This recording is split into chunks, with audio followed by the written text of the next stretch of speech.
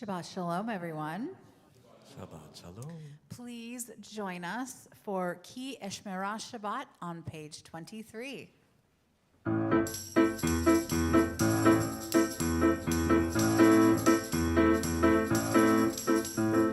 Ki Eshmerah Shabbat El Yishmereni Oti Le'ol Me'at Beino Uveni Ki Eshmerah Shabbat El Yishmereni Oti Le'ol Me'at Beino Uveni Asor Metzachefet Asor Derachim Kamil Daber Bo Divrei Zerachim Divrei Zechoraf Divrei Melachim Ege Betoratel Ege Betoratel Utechakemeni Ki Eshmerah Shabbat El Yishmereni Oti Le'ol Me'at Beino Uveni Ki Eshmerah Shabbat El Yishmereni Oti Le'ol Me'at Beino Uveni Boem Tamid Nofesh lenafshi Hine ledor rishon Natan kedoshi Moved b'tet lechem Mishne bashishi Kacha b'chol shishi Kacha b'chol shishi Yachil mezoni Ki Eshmerah Shabbat El Yishmereni Oti Le'ol Me'at Beino Uveni Ki Eshmerah Shabbat El Yishmereni Oti Le'ol Me'at Beino Uveni Hu Yom Mechubar Hu Yom Ta'anugim Lechem ve'yayin tov Basar ve'dagim Hamitabelim bo Achones Dogim Ki Yom Semachot Hu Ki Yom Semachot Hu Utzamechayni Ki Eshmerah Shabbat El Yishmereni Oti Le'ol Me'at Beino Uveni Ki Eshmerah Shabbat El Yishmereni Oti Le'ol Me'at Beino Uveni There you are. Well, you have to end the song at some point, you know. Shabbat Shalom. Oh, we are so lopsided tonight. Hi. We're not going. There's too few of them over there, so we just have Shabbat right here. Sorry, you guys. There must have been something very attractive to this side of the room when you walked in. Welcome. They're leaning towards the left. Well, from your perspective, he said they're leaning toward the left. But I say it's a little matter of perspective. From my perspective, you know. That's how it goes. It's how you look at it. It's however you look at it. Well, this world is topsy-turvy enough. If we're going to start to mixing the left and the right. Bruchim habayim. Blessed are you who have come to this place. Blessed are you who have come to celebrate the Spirit within you on this day called Shabbat. I'd like to invite you to close your eyes for just a moment and just feel into the miracle of your body, the miracle of your breath. And we started with a song that acknowledged the miracle of the relationship we have that manifests on Shabbat between us and the Holy One. Shabbat is seen as the reenactment of our wedding with Spirit, with Source, with oneness, once a week. So welcome to your wedding. Welcome to this sacred, most sacred day. But in order to be here, you have to let go of all that you walked into the room with. You have to kind of mentally go back behind the door of the sanctuary and just find a corner there and leave everything from this week over there. Okay, now walk back in. Know that you will pick it up on your way out. It's right by the door. But right now, just let it be. Let it, put it down. Put it down. And find this breath as a fresh, completely new breath. You're here now. And in this moment, all that you have to care about is the beating of your heart. This aliveness within you. Devoid of stories, devoid of preconceived notions and expectations.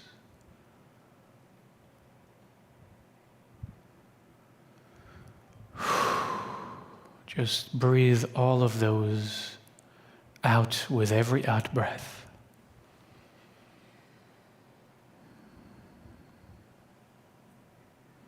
You are free from stories. At least for the couple of hours we spend tonight together, free of all the stories, free of all the roles, identities.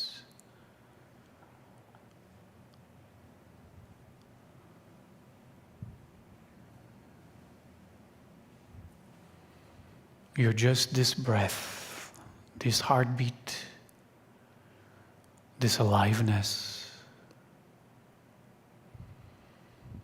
You're free, completely free. You have no past. You just have this moment.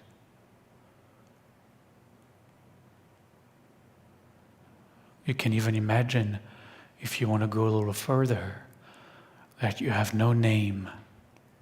No name. What happens if our name vanishes? We can feel all that is attached to that name. What if we let go of that name? No name. No name, no past, no baggage. Nothing, nothing. Just a human being, alive and breathing, right where you are.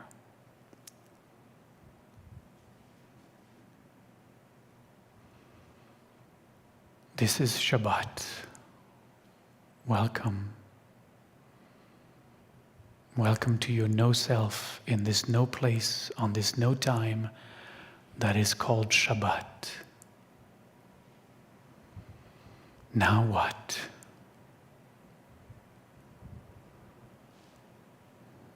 Now we're going to open our eyes and we're going to step a little more fully into Shabbat by letting go of our attachments. There is this practice we do called tzedakah.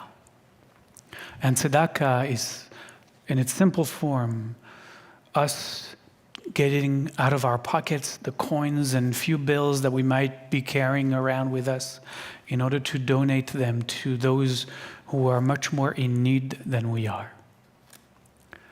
But that's only on the surface level, and still we need to do that. On a deeper level, it's a practice to let go of all that weighs us down, pockets full of needs and financial obligations, and just to shift our consciousness to money as energy. Money is energy, and that energy can be used however we want to. And so we kind of shift our perspective. Money belongs to not us, but to a universe that is seeking to grow and evolve and heal. And we can participate in that growth, in that evolution, in that healing by sharing that money that doesn't belong to us and putting it back into the source, into the universe, to feed and support those in need around us. This month, your board of directors has elected to support the Hillel at the UW. The Hillel, I don't know if you know about Hillel, but Hillel is an organization that exists in many universities around the country, and here at the University of Washington they have an organization, they have a community who supports the Jewish students who attend.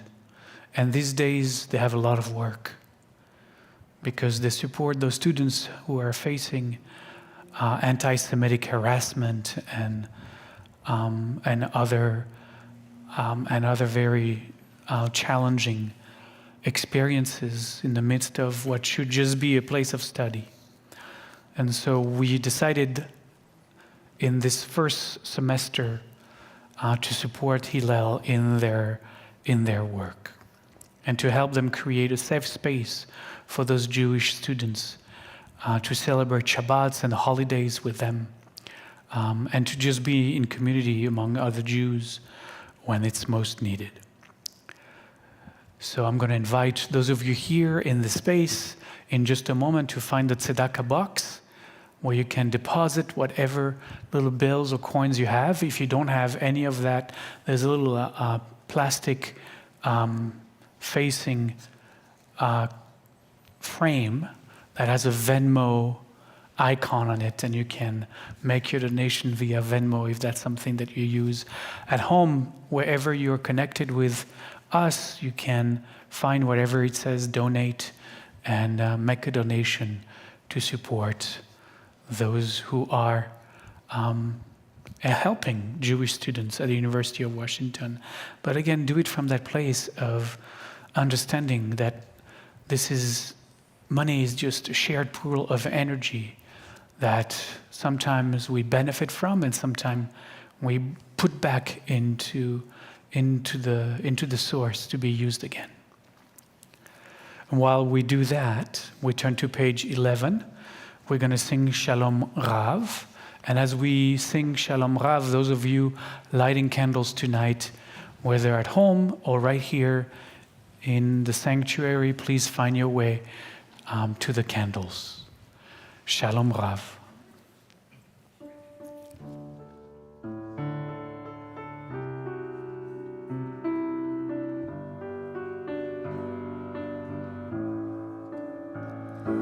Shalom Rav Yisrael Amcha Tasvim Leolam.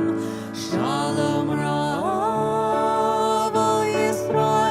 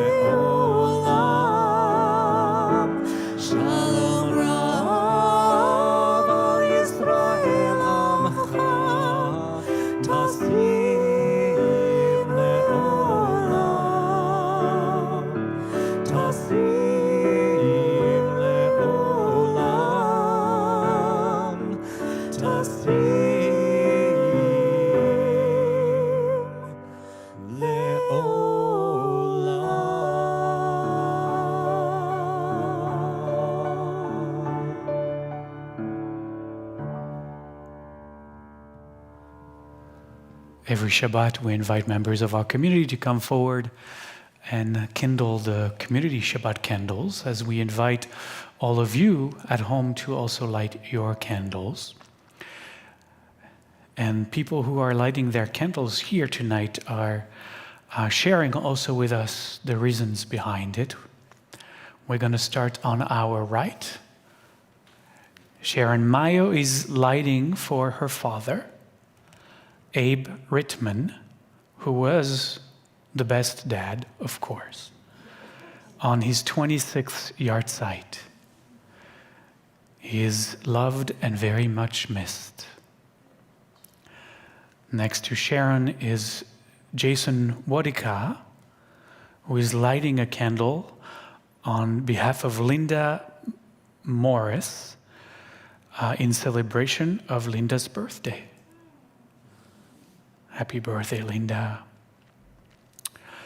Next to Jason is Eden Zvulun. And Idan is lighting 2 Shabbat candles tonight. One for his grandmother, Emily Brown, on her first yahrzeit. And one for his dear friend, Alice Satterfield, on her 15th yahrzeit. Next to Idan is Mark Bonihadi. And Mark is lighting his Shabbat candles tonight for his mother, Elo Bonihadi, on her 24th yahrzeit. And then on our left is Susan Hoffman.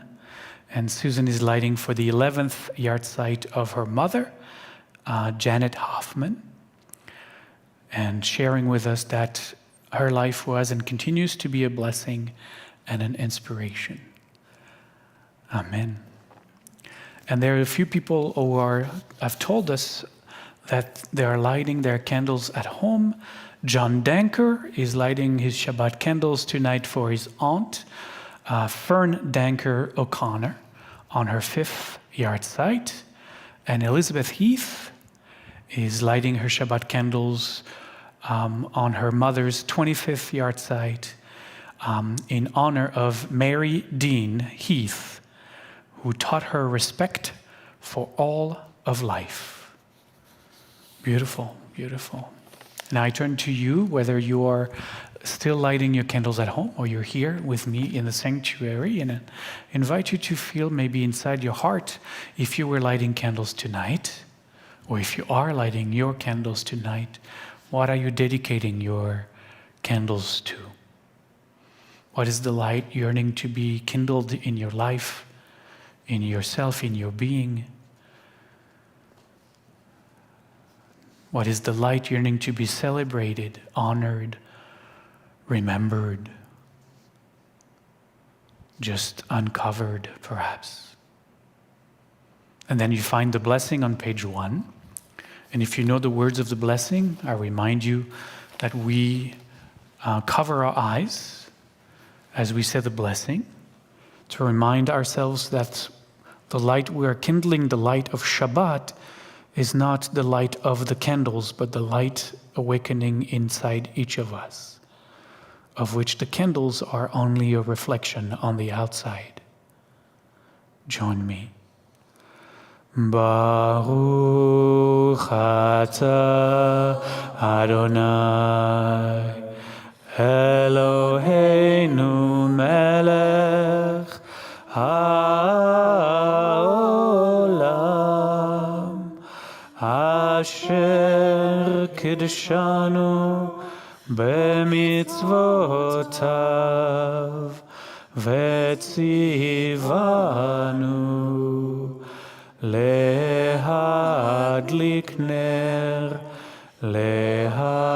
להדליק נר של שבת. Amen.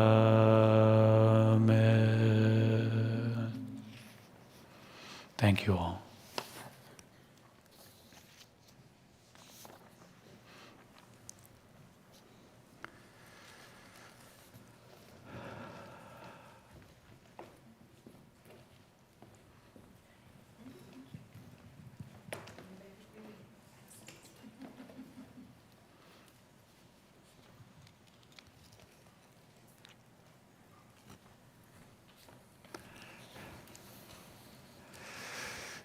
It seems that God is flickering behind me, so...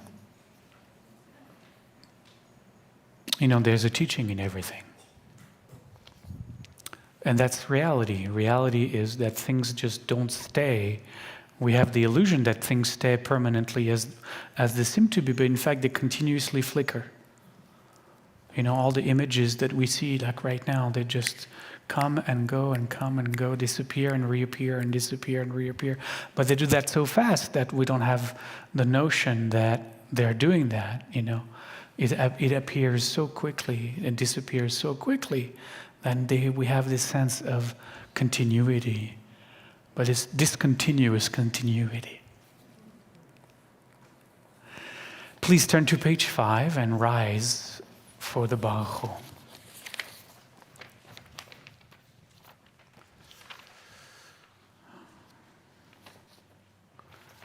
We say together, Baruch Hu et Adonai HaMevorach. Bless the Eternal, the one who is blessing. Baruch Adonai HaMevorach le'olam va'ed.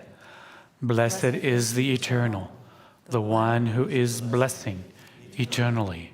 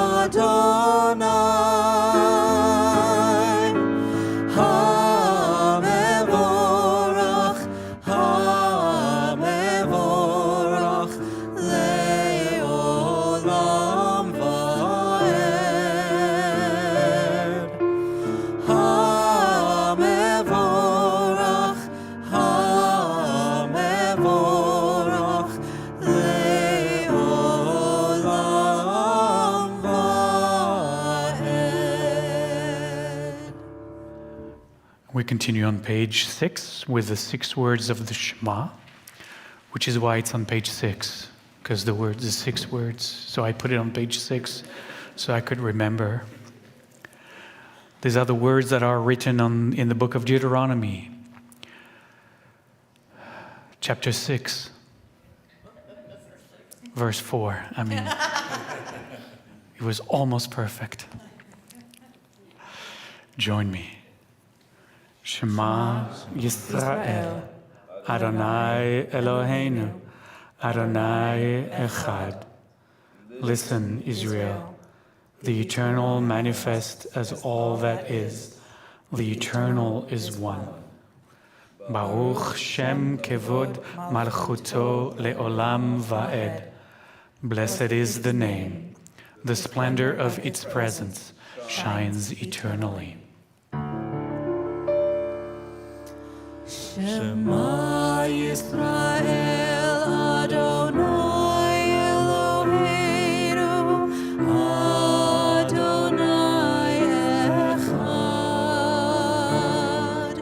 Shema Yisrael, Adonai Eloheinu, Adonai Echad. Shema Yisrael,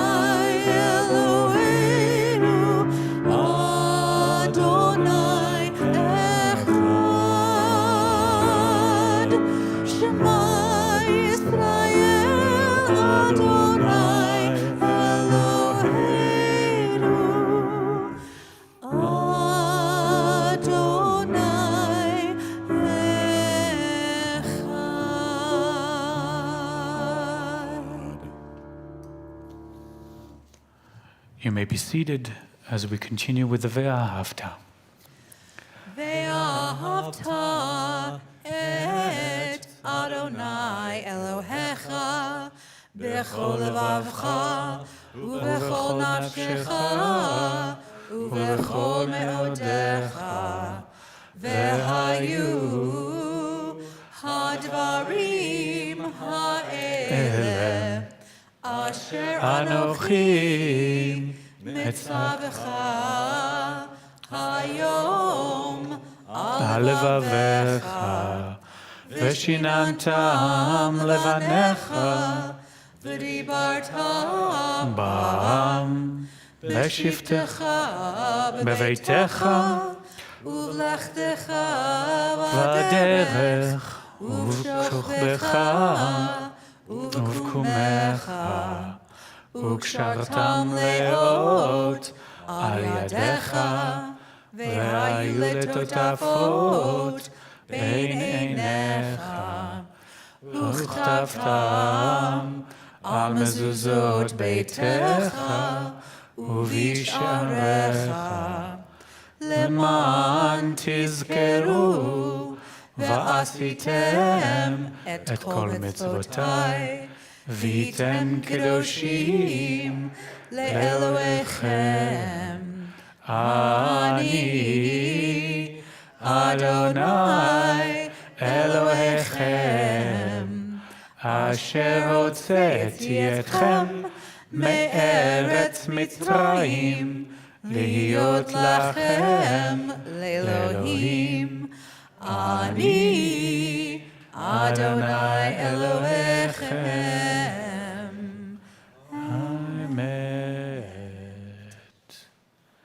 Emet, truth.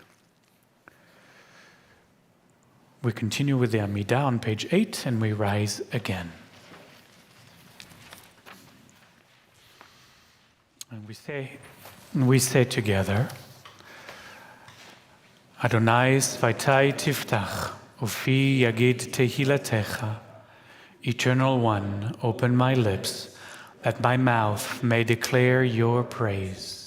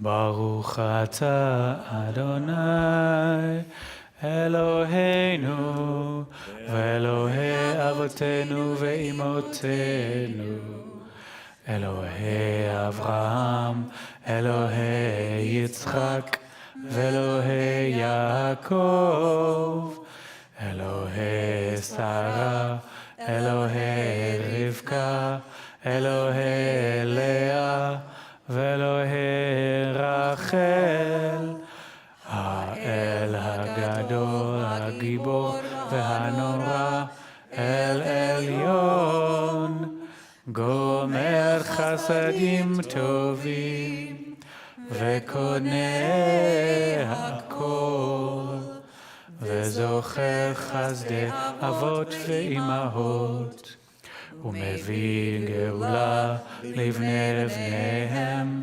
למען שמו באהבה, מלך עוזר ומושיע ומגן.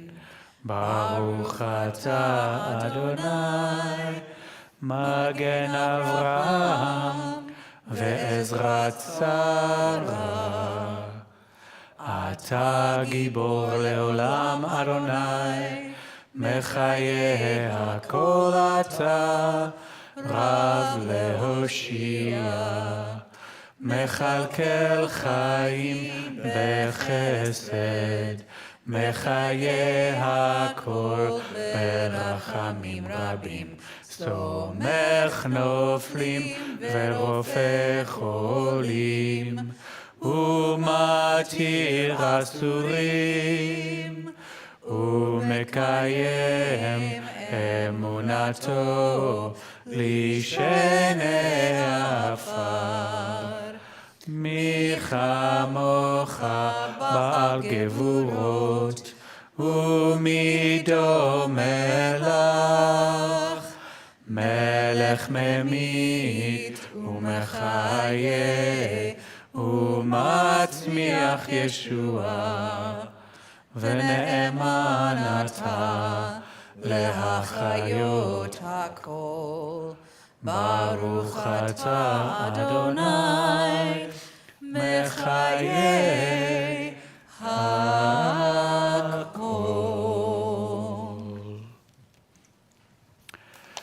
You may be seated. Actually, you may be seated if you so choose, because we are in fact continuing the Amidah, but this time as a song at the top of the next page, on page 9, Kedushat Hashem, the holiness, the holiness of the day, Kedushat Hayom. So if you want to sing this while standing, as it is still part of the Amidah, you can do that, or not.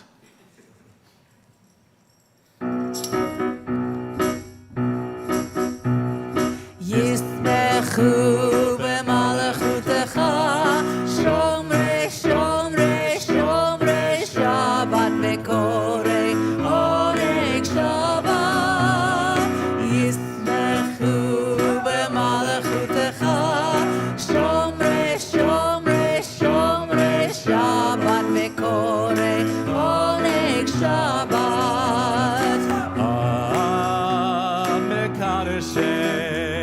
מקדשי שבי שבת, כולם ישמעו ויתענגו מטובך שבת. ישמחו במלכותך, שומרי שומרי שומרי שבת וקוראי עונג שבת. ישמחו במלכותך, שומרי שומרי שומרי שבת וקוראי עונג שבת. ובשביעי רצית בו וקידשתו שבת. חמדת ימים אותו קראת שבת. ישמחו במלכותך, שומרי שומרי שומרי שבת וקוראי עונג שבת. ישמחו במלכותך,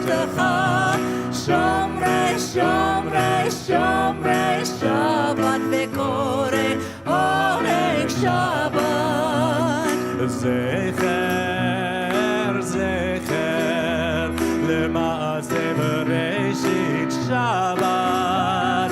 זכר, זכר, למעשה בראשית שבת. ישמחו, ישמחו, במלכותך, שומרי, שומרי, שומרי שבת וקורא עונג שבת.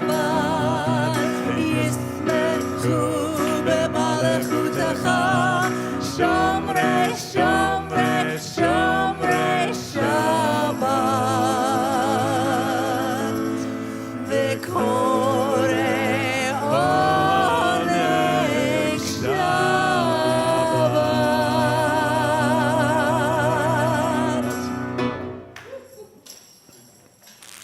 I love how you did that one.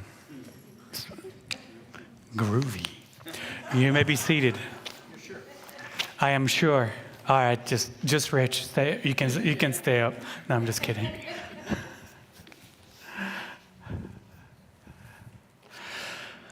We have reached the second Torah portion for the year. I'm exhausted.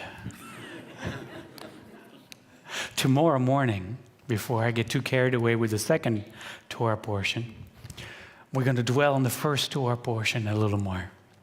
Maimonides, which we have been studying the Guide of the Perplexed for the last 20, 25 years now.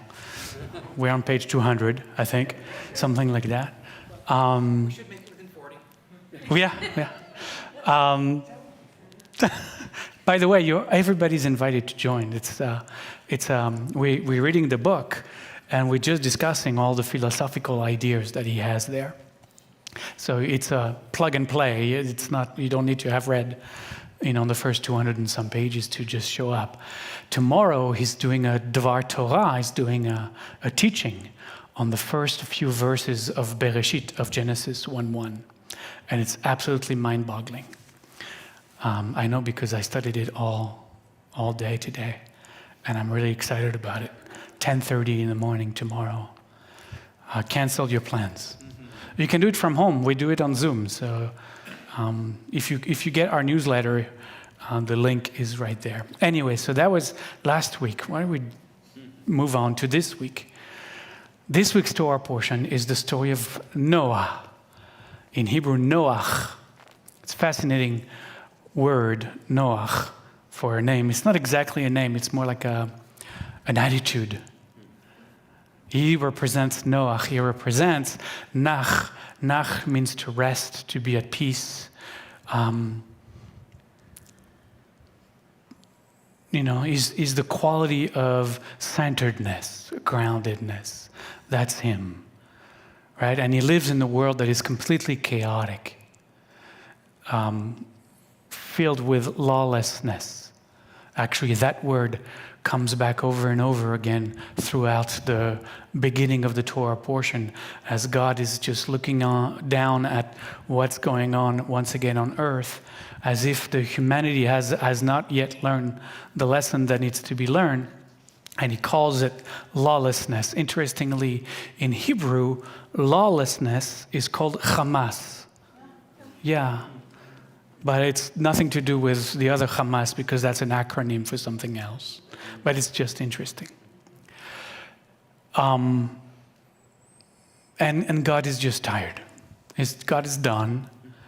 And he's decided, actually in the Torah he says that, fascinatingly enough, God says that he started to really regret having created humanity. Like it's his greatest mistake. Literally, he says that in the Torah, and his heart is completely broken that he had created humanity, because clearly that's a disaster. And so I'm reading this time chapter 6. We'll still be on chapter 6 today. I don't know why. Verse 5, and I'm reading it, the translation. Yud-He-Vav-He saw how great was human wickedness on earth, how every plan devised by the human mind was nothing but evil all the time. The Hebrew actually is not all the time, it's kol hayom, which means all day long. All day long, every day, all day. In Hebrew, it's interesting because it says, v'chol yetzer machshavot libo rak ra kol hayom, all day. So he talks here about the yetzer ra. The yetzer is what's translated here as the devising. The yetzer, the devising, ra, the devising of the thoughts of humanity are evil, are ra, all day long. And that's why God goes ahead and just decides that there's going to be a flood. And so that's the story of Noah. He tells Noah, you're the Noach in this generation. You're the only one grounded whose consciousness is actually peaceful and at rest. You're going to be in charge of saving what you can. So that's the whole story of building the ark, and then the animals that are able to make it onto the ark, and Noah and his family, and 40 days and 40 nights of rains and the flood that ravages the entire earth.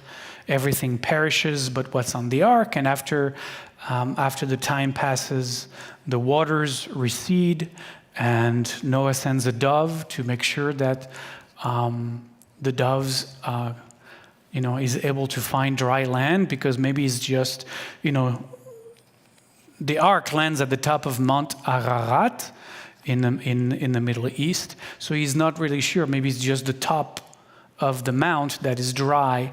He wants to make sure that other parts of the land are dry. And the dove comes back with an olive branch in her beak, and it's like he knows that there's been life again. And that's when God tells him to come out of the ark. And as everybody and everyone comes out of the ark, God speaks to Noach and says, I'm going to make a covenant with you.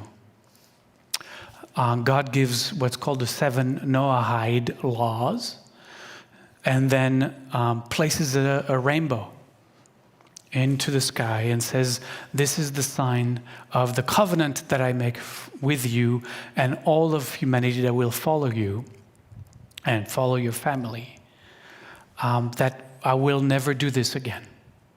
This is my covenant. Just follow the simple laws, just not the 10 commandments yet. It's just the original first 7. And I promise that I will never do this again. And to remind you and to remind all of humanity of my covenant, I'm creating this rainbow, an arc in the sky, as a mark of this covenant between us. And every time you see the rainbow in the sky, you will be reminded of God's promise to no longer destroy the earth for the wickedness of humanity. And it's interesting because the way that God speaks that's Genesis 8, verse 21. God says, never again will I doom the earth because of humankind, since the devisings of the human mind are evil from youth, nor will I ever again destroy every living being as I have done. And it's the same kind of formula. Even in Hebrew, it still says, Ki yetzer lev ha'adam ra minei urav. So here's the yetzer ra again, the same word. The devisings of the human mind are evil from youth. So God hasn't changed God's mind as far as what God thinks about each of us. But fascinatingly enough, now God says, all right, I understand this is the way things are. And I understand that now. And from this moment forward, I will no longer destroy everything, because that's clearly is human nature. Almost. That's almost what God is saying. So the rabbis are very perplexed by this, because the justification for the flood is the same justification for the stopping of the flood and the promise that there will never be a flood again. So what happened? Is it because now we have the 7 laws, Noahide laws? What has changed? What is different? What is the Torah teaching us about the nature of evil? Of this Yetzer Ra. So often it's translated as the evil inclination. But Yetzer is an interesting word. If you know a little bit of Kabbalah, the word of Yetzirah is the word of formation, which is the word that includes 6 of the Sefirot on the Kabbalistic tree of life, just before the last one, which is the world in which we are. So formation, things that are being shaped, things that are being formed. And he seems to be saying, based on the verse, that it's the devising, the way that the human mind forms thoughts, forms ideas, is evil. Here it says from youth. From youth. So I found a fabulous commentary by Rabbi Samson Raphael Hirsch. He's one of the famous rabbis. I think he was German, who spends several pages talking about that one verse that I just shared with you, the one in Genesis 8, because like many rabbis, he's perplexed about God's reasons for destruction and then for promising to never destroy anything.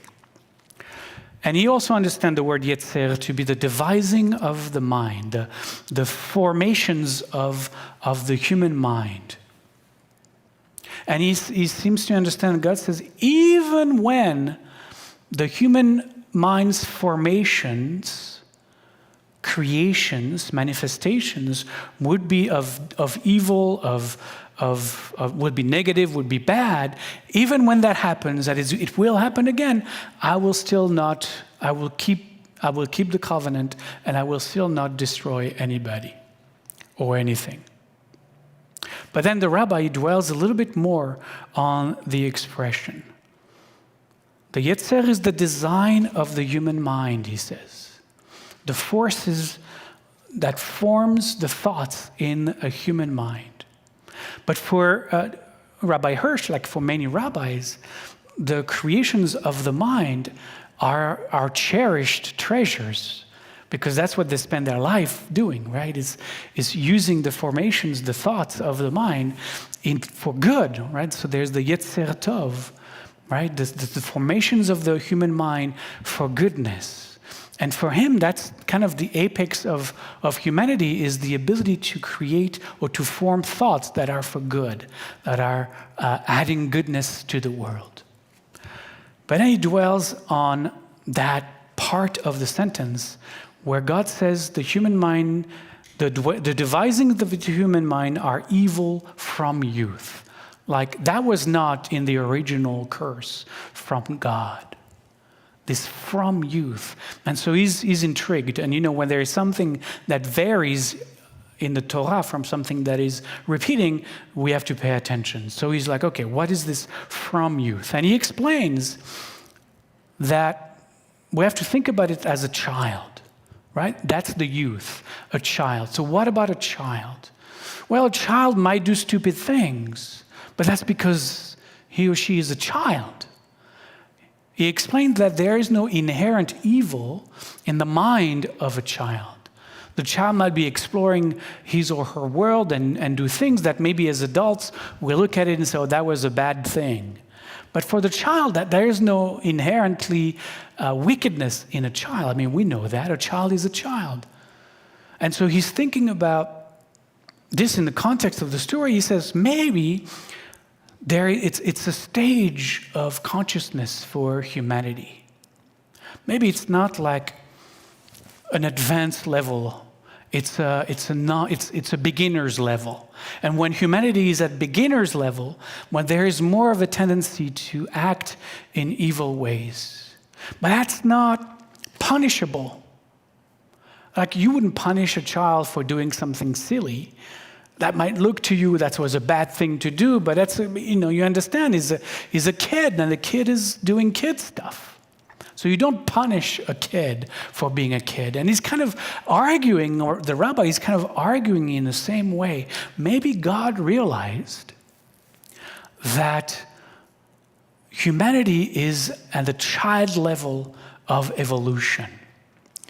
And maybe I was too harsh at first. Maybe I was thinking that they, I had expectations, just putting words in God's mind. I had expectations that they would be at a different level, so I came down really hard on them. But what I'm realizing, I'm realizing that in fact, no, humanity is still in the infancy. And as humanity in its infancy, then I have to act from a different place of greater compassion, What do you call those things you put above a crib? Mobile. Yeah.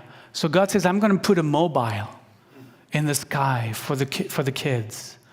It's going to have all kinds of colors. It's going to be all kinds of what's beautiful, right? I'm going to put the mobile there, and it's like to remind them that, or to remind myself that they're just little kids. And actually, the rabbi goes so far as to say that's why the Israelites, in their infancy, as they leave Egypt, they're called the stiff-necked people. Why are they called the stiff-necked people? Because they're really resisting taking on those commandments. They keep arguing. They want to go back to Egypt. We don't want, those 10 commandments. That's too much. Tell Moses. Moses will tell us. Right? We are the stiff-necked people. We don't want to take on, anything. Especially in all those laws and practices and stuff. We want to be free. We want to be little kids. We want to run around in our underwear if we want to. What about all these laws you want to impose upon us? So the rabbis is like, oh, okay, so we as a nation were in our infancy as we trekked through the wilderness after Egypt. We were the stiff-necked people because we didn't want to take what in Judaism we called Ol Malchut Shamayim. Ol Malchut Shamayim, the yoke of the kingdom of heaven. We didn't want to take on the yoke of the kingdom of heaven, which is basically the laws of the Torah. We didn't want to have all these prescription and restrictions, and the rabbi is making the case that in fact, growing up and maturing is realizing that the spiritual path and all the rituals that go with it and all the practices that go with it, you have to meditate 3 times a day or pray 3 times a day, right? You have to do things in order to develop your spiritual sense. It just doesn't just happen. I mean, for some people it does. And I hate those people. I love those people for whom it's so easy and they don't need to work or do any spiritual practice. But for the rest of us, no, we have to do things. We have to practice. We have to really kind of get up in the morning and at 8:00 and, sit on the cushion for an hour. We have to. It's just, like my friend said, my teacher said, enlightenment is an accident, but all the spiritual practices are there to make each of us accident prone. But for some of us, they're already prone. It's like, okay. But for the stiff-necked people like us, we have to do all the practices. But that's from a place of youth. So the place of youth wants to break free from all of that. The mature way of doing is to realize that, in fact, it is the practices that help us become free. The resistance to the practices, the temper tantrums of our youthfulness, actually those keep us enslaved to the ego. Oh, so now that's interesting. Because then the rabbi goes into, well, maybe this Yetzer Hara, maybe this evil impulse, which is an impulse like a childish impulse that seeks freedom. It's also the impulse that seeks separation, that wants independence. I don't want to do your thing, Dad, Rabbi Dad. I don't know who you're talking about. Right? I don't want to do your thing. I want to do my thing. I want to be myself. I want to be free from all of those practices. I want to find my way, which is very good. It's, the Yetzer Hara for the rabbinic mind is not a bad thing. It's the creative impulse within us. And so it has some great positive attribute, right? It's really challenging this notion of evil. Because our notion of evil is really black and white. Either it's evil or it's good. But the rabbinic mind is like, no, it's not like that. There's this evil impulse within us, which is also the creative impulse. But it's this creative impulse that comes from this wanting to be independent, to be free, to be on my own, to be my own individual self, and not to follow the rules of this or the rules of that. And the rabbi said, well, but the mature mind is the mind that understands that you can find greater freedom through the spiritual journey and through following the rituals and the prescriptions and the practices.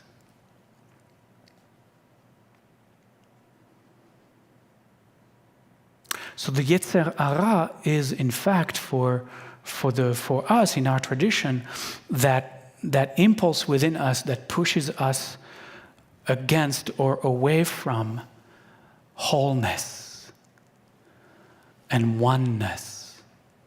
It's that within us that seals this need for separateness.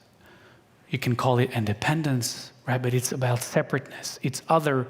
It's othering. I get to be me. Isn't that a song? I got to be me. Something like that, right? Yeah, of course you got to be me, but and that's not the end of your story. It's good to individuate, but it's also, if you're going to want to be on this spiritual journey, it's also wonderful to take on this millennia-old path, fully traded path that you can trust and follow. Na'aseh v'nishma, as we say on Sinai, we will do it and then we'll understand the depth of its teachings. And now the rabbi ends with kind of a warning, because he sees the world around him. He writes in the 1800s in Germany, and there's already dangerous anti-Semitism rising there. And he says, we are seeing to this day aspects of humanity that are still very youthful, right? That have actually embarked on a very, on a reclaiming of that youthful Yetzer Hara, that needs for independence, that needs, he's literally in the age of the philosophy of individuation, separation. That's the philosophy that is surrounding him at the time, where people are writing, philosophers are writing about. And we are the product of this new form of consciousness, of the individual, the primacy of the individual. That's a radical shift in consciousness that happens exactly at that time. And he's really concerned, because he's concerned that it's in his writing, he says it's concerning that it feels that we are returning to the pre-flood era. There is this era again where humanity is lawless, is Hamas, is wicked, because it seems to be moving towards more isolation, more alienation of the individual, the loss of community, the loss of unity, right? There's a fragmentation in the society that he's witnessing already 150 years ago, right? Obviously, modernity is going to continue to accentuate this fragmentation, and today we see ourselves almost in the extreme of that. And he's really concerned, and he's saying, it's like we are witnessing perhaps the beginning of another era of the flood. And then he ends, and I have to read you the last sentence. In his commentary, he says, that's the very last words. looking at what's going on. And for us, it's really, I connect it to climate change, really. Because I think this, the flood that is coming is already obvious. I don't know if you are following what happened in Spain this week. This horrendous, catastrophic flood that just ravaged a good 20% of Spain. It's incredible. And there's more rain coming there. They said they had a year worth of rain falling in 8 hours. And if you see the pictures, like torrential rivers down the streets of Valencia in Spain. And I was just watching this week, and I was looking at the Torah portion, watching this Torah portion, and I'm like, oh my goodness. Oh my goodness. Anyways, Rabbi Hirsch, last sentence. I'll end with that. He says at the very end of his 3 pages commentary, and after I've been sharing his warning and his fears, he says, nevertheless, God will not do it. Because we have the ark, we have the rainbow. So for him it's like God will not do it.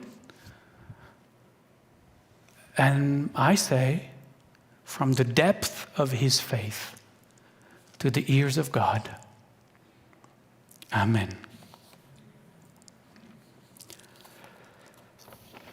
We'll see what happens.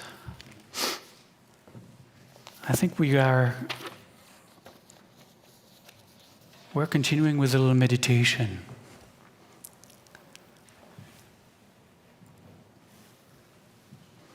So I'm going to ask the lights to come down in the sanctuary.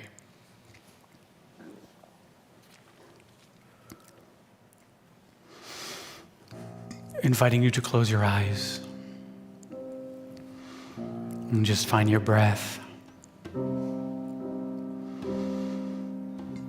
And just let yourself simply be with whatever is here. With your youthful Yetzer Hara and your mature Yetzer Tov. With your youthful mind devising ideas of separateness and differentiation and isolation and individuation, and your mature devising mind of connection, oneness, unity.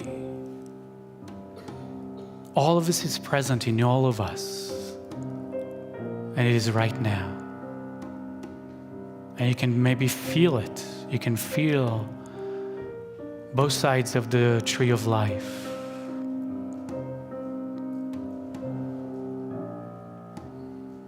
And perhaps you can connect to that breath, that cleansing breath.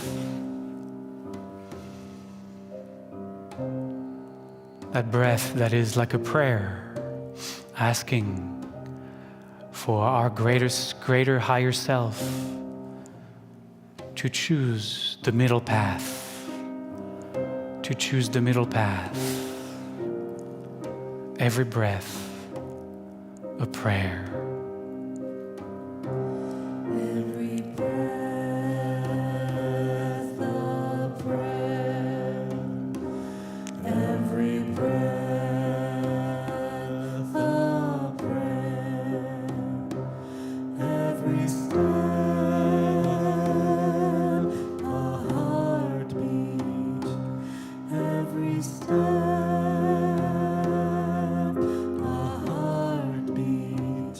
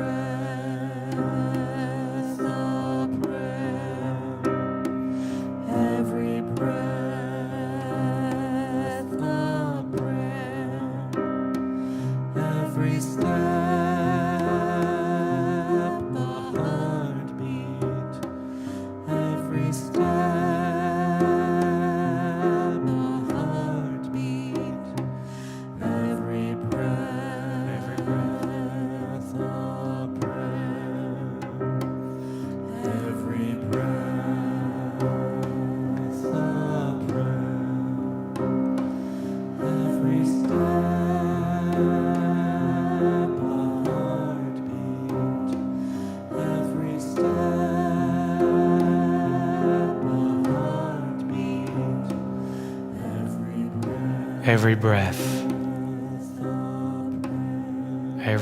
a prayer.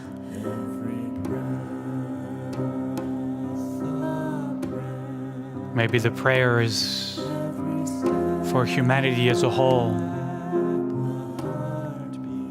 to stop being a stiff-necked people, stuck in our destructive ways,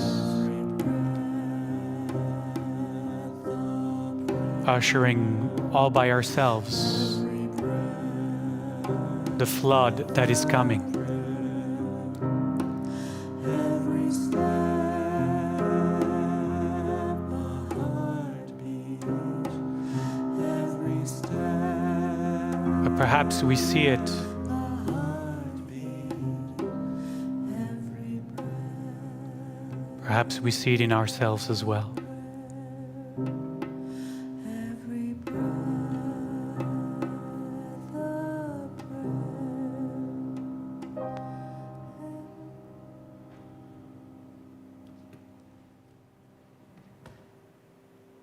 prayer. Perhaps we see it in ourselves as well.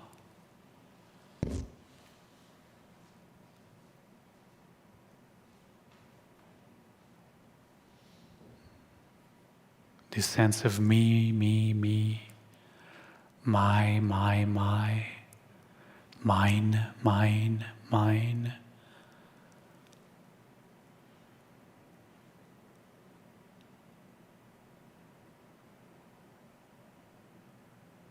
Where is it in our life that we also are yearning for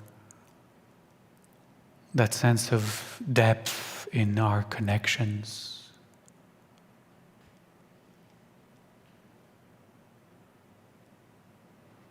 That yearning to overcome all that this civilization is doing to our minds, to our thoughts, alienating ourselves from each other.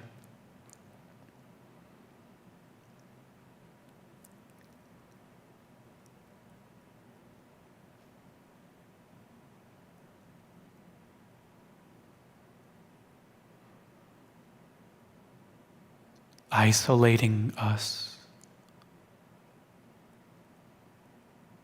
keeping us locked into a certain frame of thoughts, of understanding, of seeing, locked in a specific worldview.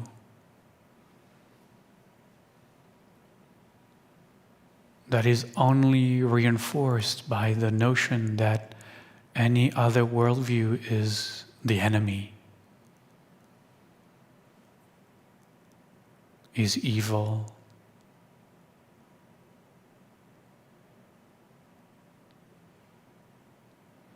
And we know inside the Yetzer HaTov yearns to break free of this division, of this alienation, of this separation.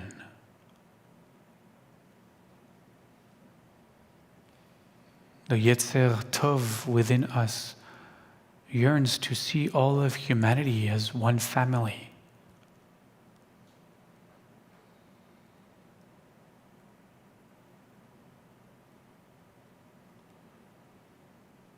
Whose destiny is in the hands of each other.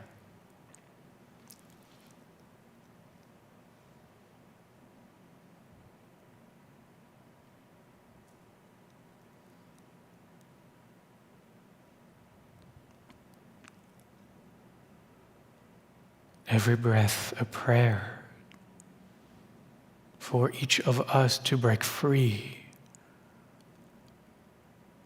from the hypnosis of the mind conditioning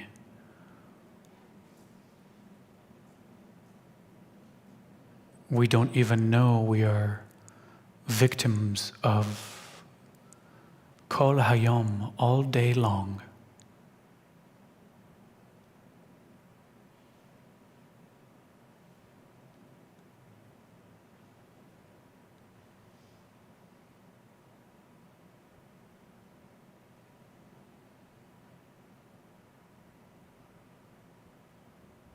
Every breath a prayer.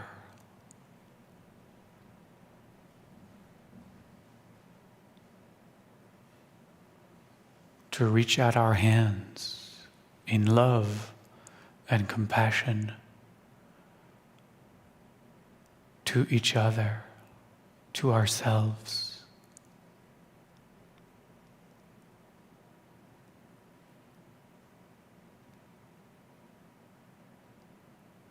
Every breath a prayer that we might discover within ourselves a different way to live as human beings on this earth before it's too late.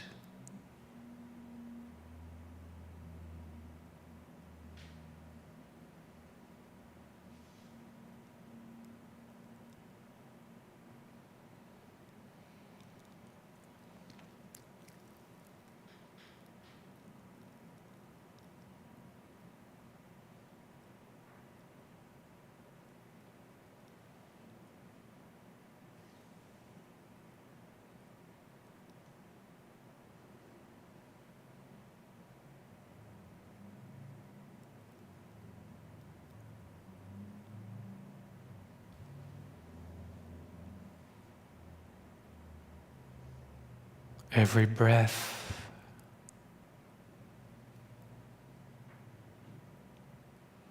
to nurture within ourselves the Yetzer Tov, the loving, compassionate oneness, and to stop feeding the Yetzer Hara,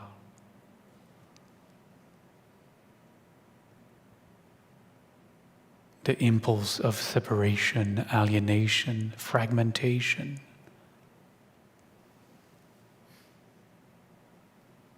We don't need to fight the Yetzer Hara of alienation and fragmentation and separation. We only need to stop giving it our energy. Just stop giving it our energy. Stop indulging it.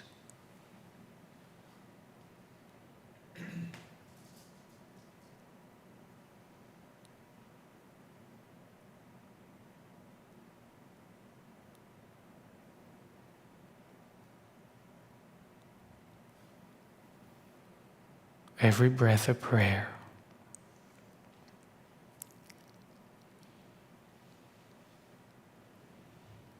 That we may be a loving, kind presence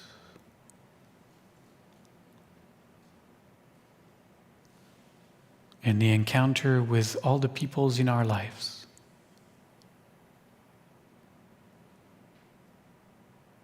That we might be Noach,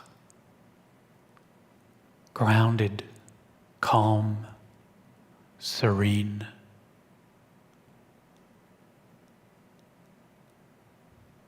At rest from the fights, all those attributes that the name mean.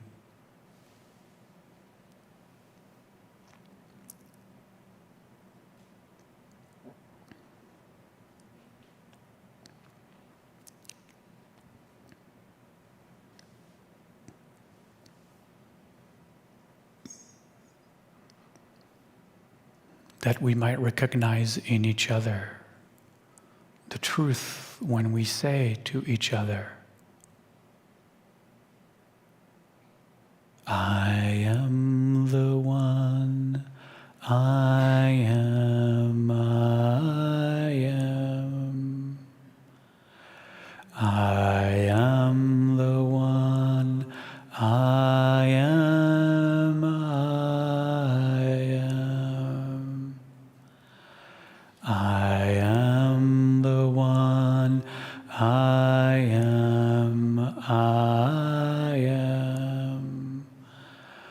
I am the one. I am.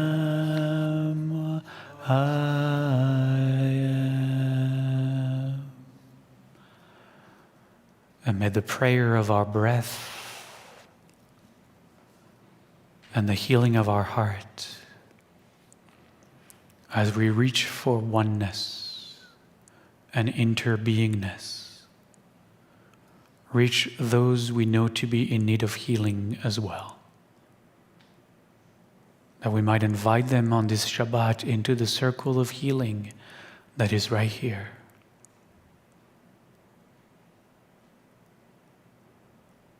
מי שברך אבותינו אברהם, יצחק ויעקב, מי שברך אמותינו שרה, רבקה, לאה ורחל, הוא יברך וירפא את David Mark, Daniel Clark, Maxwell Bernard, Lynn Carroll, Lawrence Stern, Elizabeth Heath, Maggie Pisner, Ronnie Shapiro, Margaret Bergman-Ness, Amy Lowe, Noah Clark, Carlos Taylor, Deborah Libis, Edward Tensman, Laura Sack-Klein, Julie Wilchins, Darcy Donegan, Judy Cohen, Michelle Cooksley, Claire Kelly, Stephanie Chastain, Wendy Zeev, Suzanne Frechette, Jeannie Waters, Jim Halverson, Zoe Sutter, Ann Adams, Michael Burkhardt, Ruth Oppenheimer, Kathleen Anderson, Mary Ann Spiegel, Sharon Mayo, Jack Chase, Joyce Yachminoff, David Brooks, Lois Brown, Christy McLean, Zareth Irwin, Anne Smithwick Salmon, Nell Brewster, John Hoagland. And we name in our hearts the names of those we invite into the circle of healing tonight. ימלא רחמים עליהם לחזקם ולרפאותם, רפואה שלמה, רפואת הנפש ורפואת הגוף. And we share with them a healing chant on page 33.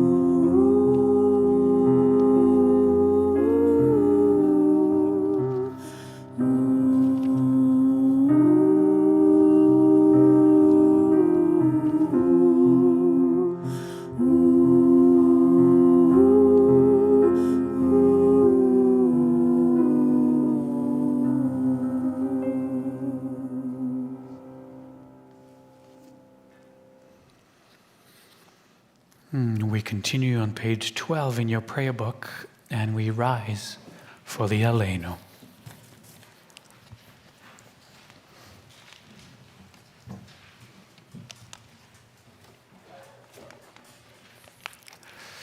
We say together, we are the ones given this way of praising the Holy One of all being, that we might understand and express the greatness of the One who shapes all creation.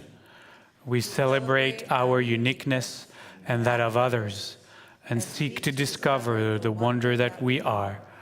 Therefore, we bend the knees, we bow, and we proclaim our gratitude before the ruler of all rulers, the Holy One of all being. As it is said, then we shall truly realize the Eternal One as universal being, and on that day, the unity of being shall be celebrated by all.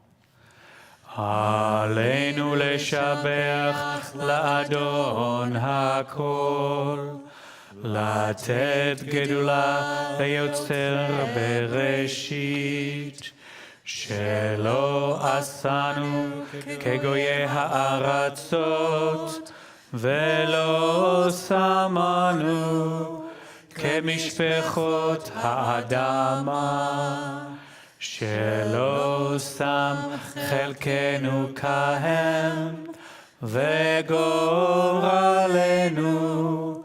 ככל המונם, ואנחנו קוראים ומשתחווים ומודים לפני מלך מלכי המלכים הקדוש ברוך הוא, ונאמר והיה אדוני למלך על כל הארץ ביום ההוא, ביום ההוא יהיה אדוני אחד, ושמו אחד.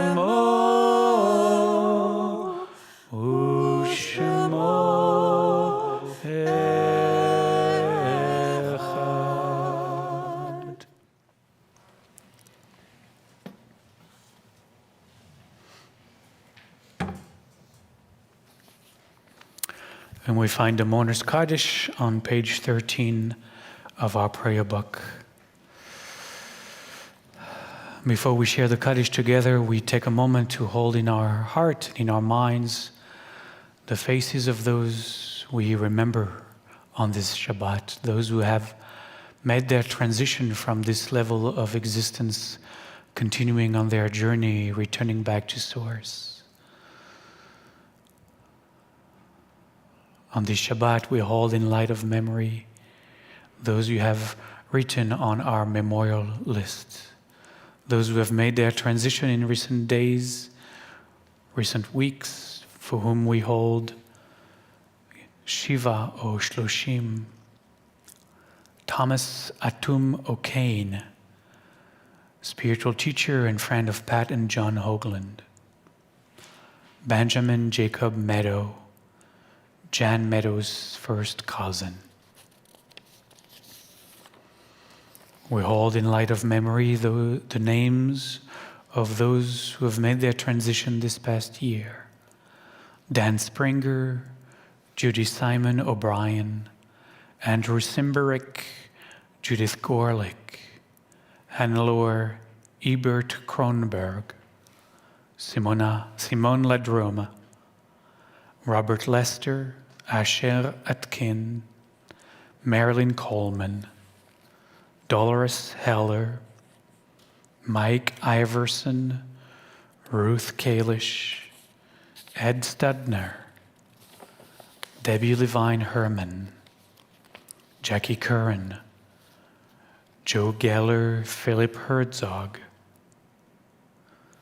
Valerie Shanky, Fatima Hersey, Joe Reddish, Aubrey Chase, Erica Pearl, Janet Crowley, Wendy Schaff, Dolores Ament, Dina Griggs. On this Shabbat, we also hold in light of memory those whose yahrzeit, the anniversary of their passing, happens at this time of the year. Mary Dean Heath, Janet Hoffman,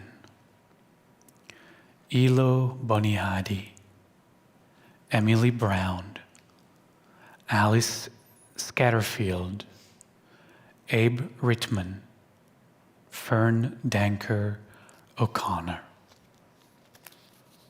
Join me in the Mourner's Kaddish. יתגדל ויתקדש שמי רבה, בעלמא דברה חירותי וימליך מלכותי, בחייכון וביומכון, ובחיי דכל בית ישראל, בעגלה ובזמן קריב, ואמרו אמן. יהי שמי רבה מברך לעלם ולעלמי עלמיה. יתברך וישתבח ויתפאר ויתרומם ויתנשא. ויתהדר ויתעלה ויתהלל שמי דקודשה בריחו. לאלה מן כל ברכתה ושירתה, תושבחתה ונחמתה, דאמירן בעלמא, ואמרו אמן.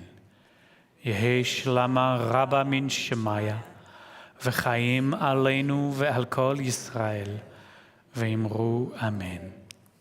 עושה שלום במרומיו, הוא יעשה שלום עלינו ועל כל ישראל, ועל כל יושבי תבל, ואמרו אמן.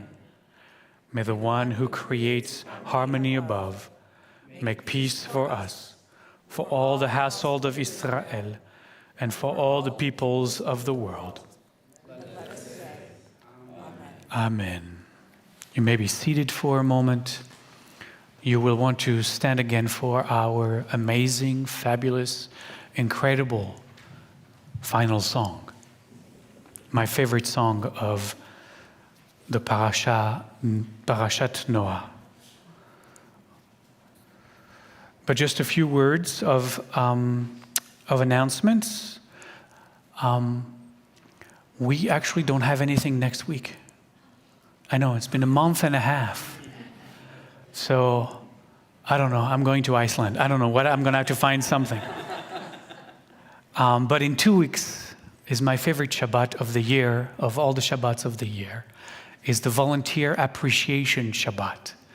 So if you have volunteers for anything this past year, this is your Shabbat. So please come and be recognized, held in all of our love and appreciation in 2 weeks. I mentioned the Beit Midrash, studying the Guide of the Perplexed tomorrow morning. Sunday morning is the renewed burrito roll that will happen downstairs in the Oneg space between 3 and 5 p.m. right here. I hope you had the chance to register. If not, you can see Eliza, wave your hand, right here, or Melissa downstairs to let them know you're coming so that we have everything ready for you to roll burritos for the homeless, for those who are struggling to find healthy food to support themselves and survive through the winter. So this is from the B'nai Mitzvah kids, the kids of this year's B'nai Mitzvah program, who put it all together and are reignited the flame of the burrito roll. 3 to 5 p.m. downstairs.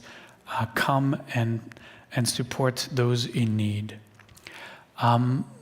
My winter workshop is coming, starting November 19th, so 19 days from today. I named it Taking the First Step. I figured that many of us just want to know what the first step is on on the spiritual path. What can we do right now to get ourselves started? And I think it would be a good thing to start right now with the beginning of the cycle. I'm gonna continue with some of the themes from the high holidays. I'm gonna introduce some Kabbalistic practices to guide us. There'll be a little meditation every time, and I'm gonna create space for Q&A as well, so that all your answers, how to start a spiritual path for yourselves, and doesn't involve knowing the entire Kabbalah or meditating, for the last 20 years. Just get started or restarted with this workshop. So I'm excited actually to invite all of you to participate in this. It's all going to be on Zoom, so you can do it in your PJs, in your living room, and really commit to your own spiritual journey this year.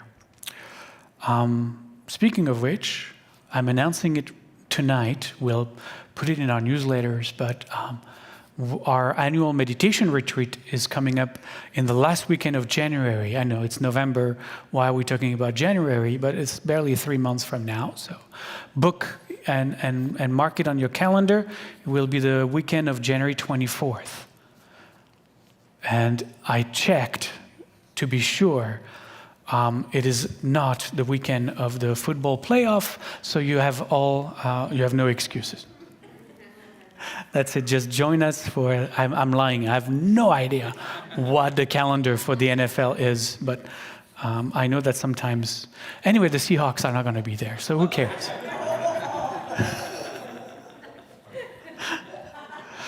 Join us for the Oneg downstairs, and I'd love to meet you if you're here for the first time. We'll share in some bread and wine and in community. Please rise, turn to page 28. But if you know the song, we're going to need you for the hand gestures. This is the Noah song. We have to do it. We have to. Rise and shine.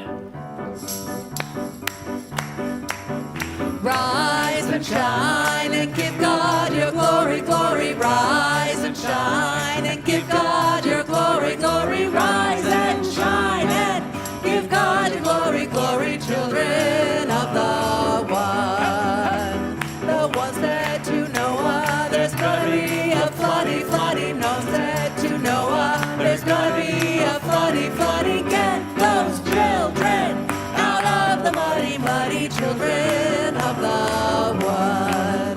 So Noah, he built him, and Arky, Noah, he built him, and Arky, made it out of hickory, barky, children of the One.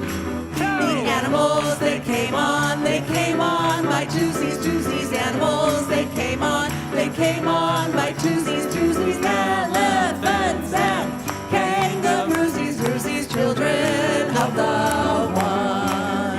So rise and shine and give God your glory, glory. Rise and shine and give God your glory, glory. Rise and shine and give God your glory, glory. Children of the One. It rained and poured for 40 daisies, rained and poured for 40 daisies, where they drove those animals crazy, children of the One. The sun came out and dried up the landy, sun came out and dried up the landy, everything was fine and dandy, children of the One. Now that is the end of my story, that is the end of my story, everything is hunky-dory, children of the One. So rise and shine and give God your glory, glory. Rise and shine and give God your glory, glory. Rise and shine and give God your glory, glory. Children of the One.